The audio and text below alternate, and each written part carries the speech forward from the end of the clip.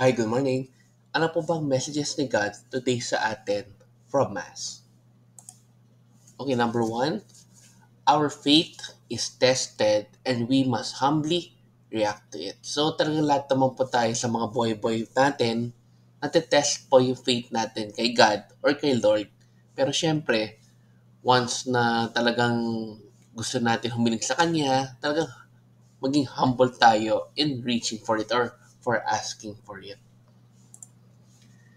Number two, our faith is inclusive for everyone who seek God and ask Him for His grace. So, ibig sabihin ng inclusive, kahit sino ay welcome as long as hinahanap ng si God and they are asking Him for His grace. So, dapat rin maging good example tayo na pinapakita natin sa lahat ng tao kung ano po ba ang faith natin kay God at kung paano natin siya nililive out in our daily lives.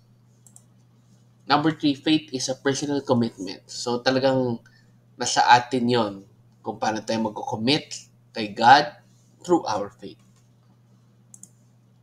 And number four, faith in Jesus is a personal choice. So choice talaga natin lahat na magkaroon ng faith kay Jesus, kay God.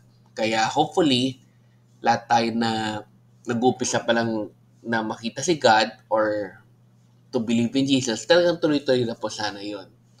Okay, let's end again with a simple prayer. In the name of the Father, and of the Son, and of the Spirit. Amen. Lord, sana po yung faith po namin sa inyo ay mas patatagin nyo pa po.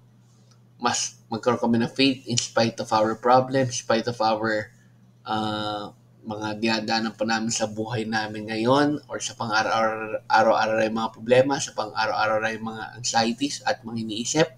Please help us, Lord, to have more faith in you and to deepen our faith na meron po talaga kayong mga plano po sa amin. Amen. In the name of Father, Son, and Spirit. Amen.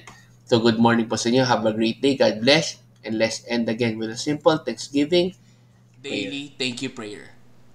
Lord, thank you very much for all the blessings that you are giving us every day. Thank you for our food, safety, security, guidance, and all your blessings. Please avoid us getting sick from all illnesses and forgive us for all our sins. Lord, I pray that all our hopes and dreams will come true in your own time. Again, Lord, thank you for all the blessings that you have given us. Amen.